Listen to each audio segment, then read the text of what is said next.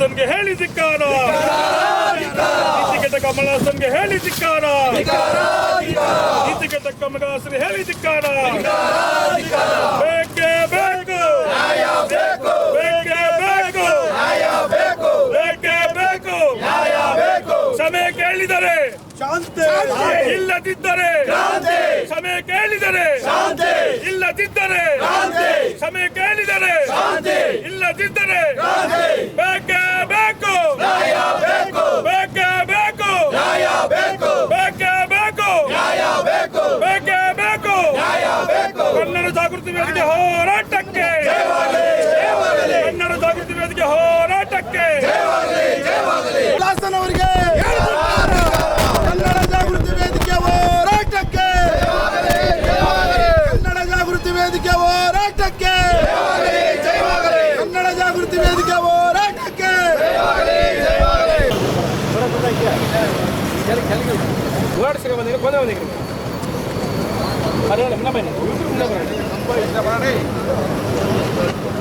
ಕಮಲ ಹಾಸನ್ಗೆ ಹೇಳಿ ಧಿಕ್ಕಾರ, ಕಮಲ ಹಾಸನ್ಗೆ ಹೇಳಿ ಧಿಕ್ಕಾರ, ಕಮಲ ಹಾಸನ್ಗೆ ಹೇಳಿ ಧಿಕ್ಕಾರ, ಕಮಲ ಹಾಸನ್ಗೆ ಹೇಳಿ ಧಿಕ್ಕಾರ. ಅವರಿಗೆ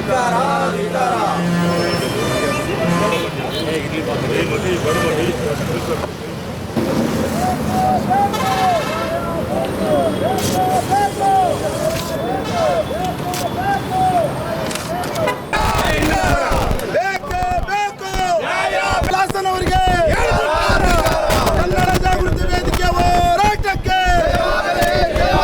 ಕನ್ನಡ ಜಾಗೃತಿ ವೇದಿಕೆ ಹೋರಾಟಕ್ಕೆ, ಕನ್ನಡ ಜಾಗೃತಿ ವೇದಿಕೆ ಹೋರಾಟಕ್ಕೆ. ಬೇಕೇ ಬೇಕು, ಕಮಲ ಹಾಸನ್ ಹೋಪ್ಲೆಸ್, A+B+, ಕಮಲ ಹಾಸನ್ ಹೋಪ್ಲೆಸ್, A+B+, ಕಮಲ ಹಾಸನ್ ಹೋಪ್ಲೆಸ್, A+B+, ಕಮಲ ಹಾಸನ್ ಹೋಪ್ಲೆಸ್, A+B+, ಕಮಲ ಹಾಸನ್ ಹೋಪ್ಲೆಸ್. ಹಾಸನ್ಗೆ ಹೇಳಿ ಧಿಕ್ಕಾರ, ಅಪ್ರಬುದ್ಧ ಕಮಲ ಹಾಸನ್ಗೆ ಹೇಳಿ ಧಿಕ್ಕಾರ, ಹೇಳಿ ಧಿಕ್ಕಾರ. ಕನ್ನಡ ಚರಿತ್ರೆ ಗೊತ್ತಿಲ್ಲದ ಕಮಲ ಹಾಸನ್ಗೆ ಹೇಳಿ ಧಿಕ್ಕಾರ. ಇವತ್ತು ಕನ್ನಡ ಜಾಗೃತಿ ವೇದಿಕೆ ಏನು ಕಮಲ ಹಾಸನ್ ಅವರು ಕನ್ನಡದ ವಿಚಾರವಾಗಿ ಅವಿವೇಕಿಯಿಂದ ಮಾತನಾಡ್ತಕ್ಕಂಥದ್ದು, ಅಪ್ರಬುದ್ಧತೆಯಿಂದ ಮಾತಾಡ್ತಕ್ಕಂಥ ವಿಚಾರದ ಕುರಿತು ಕನ್ನಡಿಗರ ಕ್ಷಮೆ ಕೇಳಬೇಕು ಅಂತೇಳಿ ಇವತ್ತು ಕನ್ನಡ ಜಾಗೃತಿ ವೇದಿಕೆಯಿಂದ ಒಂದು ಸಾಂಕೇತಿಕ ಒಂದು ಪ್ರತಿಭಟನೆಯನ್ನು ಇವತ್ತು ಹಮ್ಮಿಕೊಂಡಿದ್ದೇವೆ. ಇದರ ಉದ್ದೇಶ ಪಾಪ ಕಮಲ ಹಾಸನ್ಗೆ ಕನ್ನಡದ ಇತಿಹಾಸ, ಕನ್ನಡ ಭಾಷೆಯ ಇತಿಹಾಸ, ಕನ್ನಡದ ಚರಿತ್ರೆ, ಕನ್ನಡದ ಸಾಂಸ್ಕೃತಿಕ ವಿಚಾರ ಇವು ಯಾವುದೂ ಕೂಡ ಆತನಿಗೆ ಗೊತ್ತಿಲ್ಲ ಅಂತ ಕಾಣಿಸುತ್ತೆ. ಹಾಗಾಗಿ ಇವತ್ತು ಸಂಗೀತಗಳಲ್ಲಿ ಎರಡು ಪ್ರಕಾರ ಇದೆ ನಮ್ಮ ಭಾರತ ದೇಶದಲ್ಲಿ. ನಮ್ಮ ಭಾರತ ದೇಶದಲ್ಲಿ ಎರಡು ಸಂಗೀತ ಪ್ರಕರಣ, ಒಂದು ಹಿಂದೂಸ್ತಾನಿ ಸಂಗೀತ, ಈ ಸಂಗೀತದಲ್ಲಿ ನಾನು ಹೇಳ್ತಾ ಇದ್ದೀನಿ ಎರಡೇ ಇರೋದು, ಇಲ್ಲಿ ತಮಿಳು ಸಂಗೀತ ಯಾವುದೂ ಇಲ್ಲ. ಆದರೆ ಇಂಥ ಇತಿಹಾಸ, ಆಮೇಲೆ 8 ಜ್ಞಾನಪೀಠ ಪ್ರಶಸ್ತಿ ಪಡೆದಿರ್ತಕ್ಕಂಥದ್ದು ಕನ್ನಡ ಭಾಷೆ ನಮ್ಮ ಹೆಮ್ಮೆ. ಹಾಗೆ ಮೊನ್ನೆ ಬೂಕರ್ ಪ್ರಶಸ್ತಿ, ಕನ್ನಡ ಕವನ ಸಂಕಲನಕ್ಕೆ ಕನ್ನಡಕ್ಕೆ ಬೂಕರ್ ಪ್ರಶಸ್ತಿ ಬಂದಿರತಕ್ಕಂಥದ್ದು. ಇಡೀ ಭಾರತ ದೇಶದಲ್ಲಿ ಭಾಷಾ ಸಂಕಲನಕ್ಕೆ ಒಂದು ಬೂಕರ್ ಪ್ರಶಸ್ತಿ ಬಂದಿರತಕ್ಕಂಥದ್ದು ಕನ್ನಡಕ್ಕೆ ಒಂದು ಹೆಮ್ಮೆಯ ವಿಚಾರ. ಹೀಗಿರ್ಬೇಕಾದ್ರೆ ಆಮೇಲೆ ಕ್ರಿಸ್ತಪೂರ್ವ 3ನೇ ಶತಮಾನದಲ್ಲೇನೆ ಕನ್ನಡ ಉದಯ ಆಗಿತ್ತು. ಇದಕ್ಕೆ ದಾಖಲಾತಿಗಳಿದ್ದಾವೆ. ಆಮೇಲೆ ತಮಿಳಿನ ಕವಿ ಮಹದೇವನ್ ಇತ್ತಿರಂ ಮಹದೇವನ ಏನೋ ಅವರು ಮಹದೇವನ್ ಅಂತೇಳಿ ಬರ್ತದೆ, ಮಹದೇವನ್ ಅವರೊಂದು ಪುಸ್ತಕ ಬರೆದಿದ್ದಾರೆ. ಅದರಲ್ಲೂ ಕನ್ನಡ ಭಾಷೆ ತಮಿಳಿಗಿಂತ 300-400 ವರ್ಷಗಳ ಹಿಂದೆ ಹಿರಿಯದಾಗಿರ್ತಕ್ಕಂಥ ಭಾಷೆ ಅಂತೇಳಿ ತಮಿಳ ಒಬ್ಬ ಸಾಹಿತಿ ಬರೆದಿರ್ತಕ್ಕಂಥ ಸಂಶೋಧಕ, ಭಾಷಾ ಸಂಶೋಧಕ, ತಮಿಳಿಗಿಂತ 400 ವರ್ಷಗಳ ಹಿರಿಯದಾದಂಥ ಭಾಷೆ ಕನ್ನಡ ಭಾಷೆ ಅಂತೇಳಿ ಬರೀತಾರೆ. ಹಾಗೇನೆ ಮದ್ರಾಸ್ ಯೂನಿವರ್ಸಿಟಿಯ ಕನ್ನಡ ಪ್ರೊಫೆಸರ್ ಡಾಕ್ಟರ್ ತಮಿಳ್ ಸೆಲ್ವಿ ಅವರು ಬರೀತಾರೆ, ಕನ್ನಡ, ತೆಲುಗು, ತಮಿಳು ದ್ರಾವಿಡ ಭಾಷೆಗಳ ಮೂಲ ಅಂತ ಹೇಳ್ತಾರೆ. ದ್ರಾವಿಡ ಭಾಷೆಗಳ ಮೂಲ ಅಂದರೆ ಸಮಕಾಲೀನ ಭಾಷೆಗಳು. ಕನ್ನಡ, ತೆಲುಗು, ತಮಿಳು, ಮಲಯಾಳ ಇವು ಸಮಕಾಲೀನ ಭಾಷೆಗಳು ಅಂತಲೂ ಕೂಡ ಬರೀತಾರೆ. ಈ ವಿಷಯಗಳನ್ನು ತಿಳಿದೇನೆ ಕನ್ನಡ ಹುಟ್ಟಿದ್ದು ತಮಿಳಿನಿಂದ ಅಂತೇಳಿ ಒಬ್ಬ ಅವಿವೇಕಿ ರೀತಿಯಲ್ಲಿ ಮಾತಾಡ್ತಕ್ಕಂಥದ್ದು ಅಕ್ಷಮ್ಯ ಅಪರಾಧ. ಯಾಕೆಂತ ಹೇಳಿದ್ರೆ ಈ ಒಂದು ಸಣ್ಣ ಪದ ಇಡೀ 7.25 ಕೋಟಿ ಕನ್ನಡಿಗರ ಭಾವನೆಗಳನ್ನು ಕೆರಳಿಸಿರ್ತಕ್ಕಂಥದ್ದು. ಯಾರೋ ಹುಟ್ಟಿದಾರ ಅನ್ನೋ ರೀತಿಯಲ್ಲಿ ಹೇಳಿರ್ತಕ್ಕಂಥದ್ದು, ಅಥವಾ ಇನ್ಯಾರೋ ಕುರಿತು ಇವನು ಹುಟ್ಟಿರೋದು ನಮ್ಮಿಂದನೇ ಹುಟ್ಟಿರೋದು ಅನ್ನೋ ಒಂದು ಆ ಮನಸ್ಥಿತಿನಲ್ಲಿ ಕೆಟ್ಟ ಮನಸ್ಥಿತಿಯಲ್ಲಿ ಮಾತಾಡಿರ್ತಕ್ಕಂಥ ಕಮಲ್ ಹಾಸನ್ ಅವರು ಬಹುಶಃ ನಿಮಗೆ ತಮಿಳುನಾಡಲ್ಲಿ ನಿಮಗೆ ಆಶ್ರಯ ಕೊಡಲ್ಲ ಅಂತೇಳಿ ಅಲ್ಲಿ ತಮಿಳರು ನಿಮಗೆ ವಿರುದ್ಧ ಇದ್ದಾಗ ಕರ್ನಾಟಕದ ಜನ ಬನ್ನಿ, ನಮ್ಮ ಕರ್ನಾಟಕಕ್ಕೆ ಬನ್ನಿ, ಬೆಂಗಳೂರಿಗೆ ಬನ್ನಿ, ನಾವು ಆಶ್ರಯ ಕೊಡ್ತೀವಿ ಅಂತೆಲ್ಲ ಹೇಳಿದರು. ಅಂಥ ಕನ್ನಡಿಗರ ಭಾವನೆಗಳಿಗೆ ಧಕ್ಕೆ ತರ್ತಕ್ಕಂಥ ವಿಚಾರ ನೀವು ಮಾತನಾಡುವಾಗ ಯೋಚನೆ ಮಾಡುವಂಥ ಪ್ರಮೇಯ ನಿಮ್ಗೆ ಇರಲಿಲ್ವೇ? ನೀವೊಬ್ಬ ಪ್ರಬುದ್ಧ ಕಲಾವಿದರಿರಬಹುದು, ನೀವು ಕಲಾವಿದರಾಗಿ ನಾವು ಗೌರವ ಕೊಡ್ತೀವಿ, ನಿಮ್ಮ ಸಿನಿಮಾಗಳೆಲ್ಲ ನೋಡಿದ್ದೀವಿ. ಆದರೆ ಈ ರೀತಿಯಾದಂಥ ಮಾತುಗಳನ್ನು ಆಡಬೇಕಾದ್ರೆ ಭಾಳ ಗಂಭೀರತೆ ಇರಬೇಕಾಗಿತ್ತು.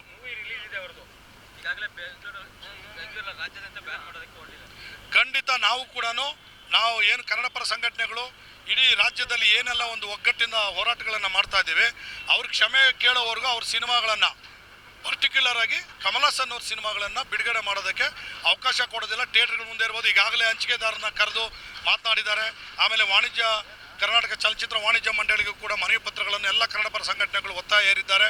ಆಮೇಲೆ ಒಂದಷ್ಟು ಜನ ರಾಜಕಾರಣಿಗಳು ಕೂಡ ಮಾತನಾಡಿದ್ದಾರೆ, ಸಿನಿಮಾಗಳನ್ನು ಬಿಡುಗಡೆ ಮಾಡಬಾರ್ದು ಅಂತೇಳಿ ಅಂತ. ಸೊ ಹಾಗಾಗಿ ಈ ವಿಷಯದಲ್ಲಿ ಕನ್ನಡಿಗರು ಪ್ರತಿಯೊಬ್ಬರು ಕೂಡ ಒಗ್ಗಟ್ಟಾಗಿದ್ದಾರೆ. ಹಾಗಾಗಿ ಅವ್ರ ಸಿನಿಮಾಗೆ ಯಾವುದೇ ಕಾರಣಕ್ಕೂ ಕ್ಷಮೆ ಕೇಳದೆ ಸಿನಿಮಾ ಬಿಡುಗಡೆ ಮಾಡೋದಕ್ಕೆ ಅವಕಾಶ ಕೊಡೋದಿಲ್ಲ. ಸರ್, ವೇದಿಕೆಯಲ್ಲಿ ಶಿವರಾಜ್ ಕುಮಾರ್ ಇದ್ರು, ಕನ್ನಡ ಚಲನಚಿತ್ರವನ್ನು ಪ್ರತಿನಿಧಿಸುವಂತ ನಟ ಇದ್ರು. ಒಂದು ಸಣ್ಣ ಮಾತು ಕೂಡ ಈ ಬಗ್ಗೆ ಚಕ್ರ ಎತ್ತಿಲ್ಲ.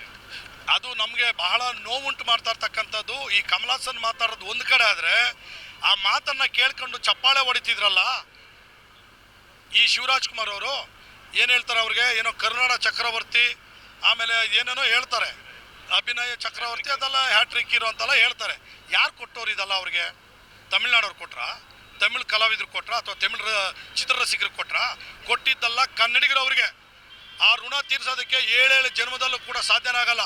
ಅವ್ರು ಇತ್ತೀಚೆಗೆ ಫಾರಿನ್ಗೆ ಆಪರೇಷನ್ಗಂತ ಹೋದಾಗ ಇಡೀ ಕರ್ನಾಟಕದ ಜನ ಅವ್ರು ಕ್ಷೇಮವಾಗಿ ಆರೋಗ್ಯವಾಗಿ ಕರ್ನಾಟಕಕ್ಕೆ ಬರಲಿ ಅಂತೇಳಿ ಪೂಜೆಗಳು ಮಾಡಿದ್ರು.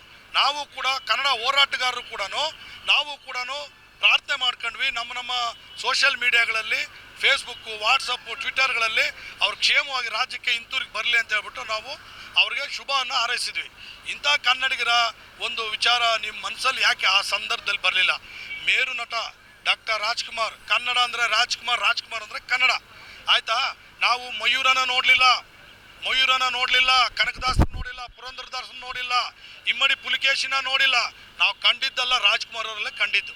ಅಂತ ಅವರ ಮಗನಾಗಿ ನೀವು ಕನ್ನಡದ ವಿಚಾರ, ಅವರು ಕನ್ನಡ ಹುಟ್ಟಿದ್ದು ತಮಿಳಿಂದ ಅಂದಾಗ ಅವರು ಅಲ್ಲಿ ಎದ್ದು ಬಂದ್ಬಿಡ್ಬೋದಾಗಿತ್ತು. ಅಲ್ಲಿ ಪ್ರತಿಕ್ರಿಯೆ ಕೊಡೋದು ಬೇರೆ ವಿಚಾರ, ಎದ್ದು ಬಂದ್ಬಿಡ್ಬೋದಾಗಿತ್ತು. ಸರಿ, ಅದು ಅವ್ರು ಮಾತಾಡಿಲ್ಲ, ಅದು ಗಮನಿಸಲಿಲ್ಲ ಅಂತ ಅನ್ಕೊಳ್ಳೋಣ, ಅಲ್ಲಿ ಅರ್ಥ ಆಗಲಿಲ್ಲ ಅಂತ. ಆದರೆ ಬೆಂಗಳೂರಿಗೆ ಬಂದು ತಿರ್ಗಾ ಮಾತನ್ನು ಸಮರ್ಸ್ಕೊಳ್ತಾರಲ್ಲ, ನಿಜವಾಗಲೂ ಕೂಡ ಇವರು ನಿಜವಾದ ಕನ್ನಡ ದ್ರೋಹಿ. ಅವರೇ ನಿಜವಾದ ಕನ್ನಡ ದ್ರೋಹಿ. ಹಾಗಾಗಿ ಕನ್ನಡ ಜಾಗೃತಿ ವೇದಿಕೆ ಇರ್ಬೋದು ಅಥವಾ ಕನ್ನಡ ಪರ ಸಂಘಟನೆಗಳು ಕಮಲ್ ಹಾಸನ್ ಸಿನಿಮಾ ಬಿಡುಗಡೆ ಆಗೋದಕ್ಕೆ ಅವಕಾಶ ಕೊಡೋದಿಲ್ಲ, ಮತ್ತು ಅವ್ರ ಕ್ಷಮೆ ಕೇಳೋವರೆಗೂ ನಾವು ಹೋರಾಟ ನಿಲ್ಲಿಸೋದಿಲ್ಲ. ಇವತ್ತು ನಮ್ಮ ಕನ್ನಡ ಜಾಗೃತಿ ವೇದಿಕೆ ವತಿಯಿಂದ ನಮ್ಮ ಮಂಜುನಾಥ್ ದೇವಣ್ಣವರ ನೇತೃತ್ವದಲ್ಲಿ ಅವರು ಒಂದು ಕರೆಯನ್ನು ಕೊಟ್ಟಿದ್ದರು. ಇವತ್ತು ಅತ್ತಿಬೆಲೆ ಗಡಿ ಭಾಗದಲ್ಲಿ ಒಂದು ಸಾಂಕೇತಿಕವಾಗಿ ಏನು ನಟ ಕಮಲ್ ಹಾಸನ್ ಅವರ ವಿವಾದಾತ್ಮಕ ಹೇಳಿಕೆಯನ್ನು ಖಂಡಿಸಿ ಒಂದು ಪ್ರತಿಭಟನೆಯನ್ನು ಮಾಡಬೇಕಂತ ಅಧ್ಯಕ್ಷರ ಮೇರೆಗೆ ಇವತ್ತು ನಾವೆಲ್ಲ ಸೇರಿ ಇವತ್ತು ಒಂದು ಸಾಂಕೇತಿಕವಾಗಿ ಮಾಡ್ತಾಯಿದ್ವಿ.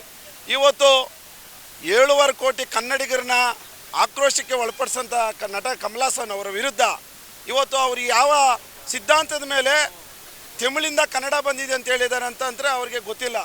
ಈ ಅವಿವೇಕತನ ಬಿಟ್ಟು ಫಸ್ಟು ಕನ್ನಡದ ಬಗ್ಗೆ, ಕನ್ನಡದ ಇತಿಹಾಸದ ಬಗ್ಗೆ ಅವರು ತಿಳ್ಕೊಬೇಕಾಗ್ತದೆ. ಕನ್ನಡ ಇತಿಹಾಸ 2500 ವರ್ಷಗಳಿರ್ತಕ್ಕಂಥ ಇತಿಹಾಸ, 8 ಜ್ಞಾನಪೀಠ ಪ್ರಶಸ್ತಿ ಪಡೆದಂಥ ಕನ್ನಡ ನಾಡು. ಇವತ್ತು ಅನೇಕ ಕನ್ನಡದಲ್ಲಿ ಸ್ವಾಭಿಮಾನ ಇರ್ತಕ್ಕಂಥ ನಾವು ಕನ್ನಡಿಗರು ಅವ್ರನ್ನ ಕೆಳಿಸುವಂಥ ಕೆಲಸವನ್ನು ನಟ ಕಮಲ್ ಹಾಸನ್ ಅವ್ರು ಮಾಡಿದ್ದಾರೆ. ಇವತ್ತು ನಮ್ಮ ಕನ್ನಡ ಎಲ್ಲ ಅಖಂಡ ಕರ್ನಾಟಕದ ಕನ್ನಡಿಗರು ಒಂದೇ. ಅವ್ರೇನು ಕೊಟ್ಟಿರ್ತಕ್ಕಂಥ ವಿವಾದಾತ್ಮಕ ಹೇಳಿಕೆ ಇದೆ ಅದನ್ನು ಕೂಡಲೇ ನಾನು ಮಾತಾಡಿದ್ದು ತಪ್ಪಾಗಿದೆ, ನನ್ನನ್ನು ಕ್ಷಮಿಸಿ ಅಂತ ಹೇಳಿದ್ರೆ ನಾವು ಇಲ್ಲಿಗೆ ಬಿಡ್ತೀವಿ. ಇಲ್ಲ ಅಂತ ಹೇಳಿದ್ರೆ ಅವ್ರು ಯಾವುದೋ ಒಂದು ಸಿನಿಮಾ ಮಾಡ್ತಾಯಿದ್ದಾರಲ್ಲ, ಯಾವುದೋ ತಟ್ ಲೈಫೋ ಯಾವ ಲೈಫೋ, ಅದನ್ನು ಎಲ್ಲ ನಮ್ಮ ಅಖಂಡ ಕರ್ನಾಟಕದ ಕನ್ನಡಿಗರು ಎಲ್ಲಿ ಪ್ರದರ್ಶನ ಮಾಡೋದಕ್ಕೆ ಬಿಡಲ್ಲ. ಅದರಲ್ಲಿ ವಿಶೇಷವಾಗಿ ನಮ್ಮ ಕನ್ನಡ ಜಾಗೃತಿ ವೇದಿಕೆ ಅಂತೂ ಅವ್ರನ್ನ ಬಿಡೋ ಪ್ರಶ್ನೆನೇ ಇಲ್ಲ. ಇವತ್ತು ಕನ್ನಡ ಅನ್ನೋದು ಒಂದು ತಾಯಿ, ಆ ತಾಯಿ ಭಾಷೆಗೆ ಅವಮಾನ ಆದಾಗ ಯಾರು ನಾವು ಕನ್ನಡಿಗರು ಸುಮ್ಮನೆ ಕೂರೋಕ್ಕೆ ಆಗೋದಿಲ್ಲ. ಅದರಲ್ಲಿ ನಮ್ಮ ಎಲ್ಲ ಕನ್ನಡ ಜಾಗೃತಿ ವೇದಿಕೆ 26 ಜಿಲ್ಲೆಗಳಲ್ಲಿ ಕೂಡ ಇದ್ರ ಬಗ್ಗೆ ಇನ್ನೂ ಹೆಚ್ಚಿನ ರೀತಿಯಲ್ಲಿ ಪ್ರತಿಭಟನೆ ಮುಂದಿನ ದಿನಗಳಲ್ಲಿ ಮಾಡಬೇಕಾಗ್ತದೆ. ಇವತ್ತು ಅವರಿಗೆ ಒಂದು ಕರೆಯನ್ನು ಕೊಡ್ತಾ ಇದ್ದೀವಿ. ಕನ್ನಡ ಜಾಗೃತಿ ವೇದಿಕೆ, ನೀವು ಮಾತಾಡಿರೋದು ತಪ್ಪು. ಆ ತಪ್ಪನ್ನು ನಾನು ತಪ್ಪಾಗಿದೆ ನಾನು ಮಾತಾಡಿದೆ ಅಂತೇಳಿ ಅವ್ರನ್ನ ಕ್ಷಮೆ ಕೋರಿದಾದರೆ ನಾವು ಇಲ್ಲಿಗೆ ಕೈ ಬಿಡೋದಕ್ಕೆ ಯಾವುದೇ ನಾವು ಮುಂದುವರ್ಸೋಕ್ಕೆ ಹೋಗಲ್ಲ ಅಂತ ಹೇಳ್ತಾ, ಇವತ್ತು ನಮ್ಮ ಎಲ್ಲ ಇಲ್ಲಿ ಬಂದಂಥ ಎಲ್ಲ ನಮ್ಮ ಕನ್ನಡ ಜಾಗೃತಿ ವೇದಿಕೆ ಪದಾಧಿಕಾರಿಗಳು ಎಲ್ರಿಗೂ ಧನ್ಯವಾದಗಳನ್ನ ಹೇಳಲಿಕ್ಕೆ ಇಷ್ಟಪಡ್ತೀನಿ. ನಮಸ್ಕಾರ.